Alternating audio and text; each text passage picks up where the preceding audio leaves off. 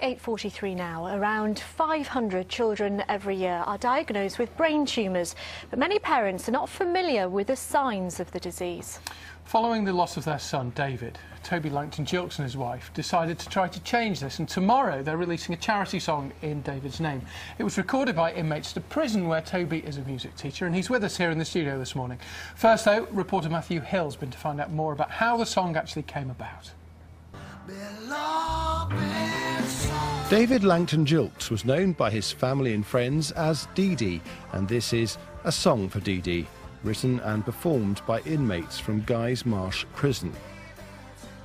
The whole thing about this song, it started because one of the men that I work with in the prison was watching television in the evening after they'd all been put in their cells, and he saw this child looking into the camera saying, "I'm dying, it's too late for me, you can't win them all." Well, I just wanted to help really and try and make a difference, show that not all prisoners are, you know, just, well, I don't want to help, just get in trouble. Obviously we are there to help and that as well. Last summer we filmed Dee Dee in his garden just weeks before he died of brain cancer. I've relapsed several times, which is fun, and now I'm kind of stuffed, but yeah, hey, we can't win them all. Hi there, I'm the mum who rang about HeadSmart.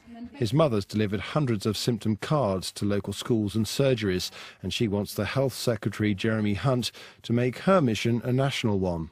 You know what the symptoms are for meningitis, you need to know the brain tumour symptoms because it's the same risk of your child having either of those things. The money from this single will go to raise awareness of the symptoms of brain tumours. That's an idea that Dee Dee described as cool shortly before his life was cut so cruelly short. Matthew Hill, BBC News. Oh, we welcome Toby to the programme now. It's lovely to see you. What do you think could have been different? Could there have been a different outcome if these symptoms had been recognised sooner in David's case? Definitely. We would have, for a start, we would have saved him 7 brain operations because a lot of his 5-year treatment was dealing with side effects as a result of the surgery because the tumour had become so big that obviously it had damaged brain tissue, and also the actual surgery to remove it, which was 2 big operations, meant he had to have special sort of plumbing and a valve put in to help him drain fluid away from the brain thereafter, and that kept on jamming. We had numerous brain operations.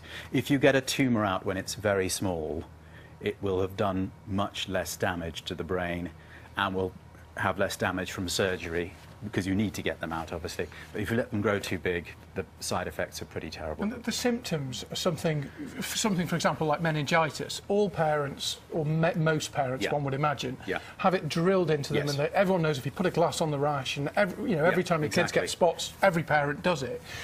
These are, I guess, slightly harder to see physically, but nonetheless there are telltale signs. There are some basic symptoms. And you've got these clever little cards that you... These are HeadSmart cards for the HeadSmart campaign. Yeah, and the card just sits there. We're trying to do to get the message through to children and parents that there are some basic symptoms that if you have, you need to go and see your doctor. And it's recurrent vomiting and recurrent headaches. Those are the major ones. And the ultimate aim is to get one of these into the school bag of every single child in the country. The HeadSmart campaign wants to get these into every child's satchel. It wants these on every doctor's surgery table, in schools, in waiting rooms, everywhere, because we need to do for brain tumours what has been done for meningitis. And you're being supported in this, as we saw in the report, by inmates of a prison who have really got behind it. And they've produced, with your help, that CD. I think we can hear some more of the CD now. But it's a fascinating story. Yes, it was quite incredible. They basically got together when they saw that I wasn't coming into the prison anymore. They wanted to know where I was, and they eventually found out from the Points West interview we've just seen that why I wasn't coming in, and they decided they wanted to help. Let's just bring the sound up for a second. It's a great song.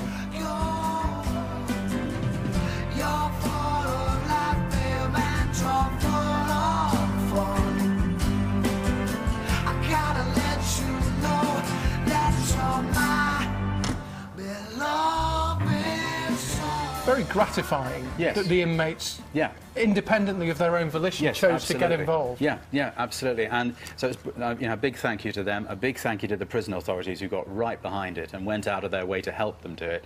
I mean, they had to do it in their spare time. They weren't allowed to give up any of their work duties or their education duties. They had to do it all off their own back. And, you know, it's very, very touching, very nice.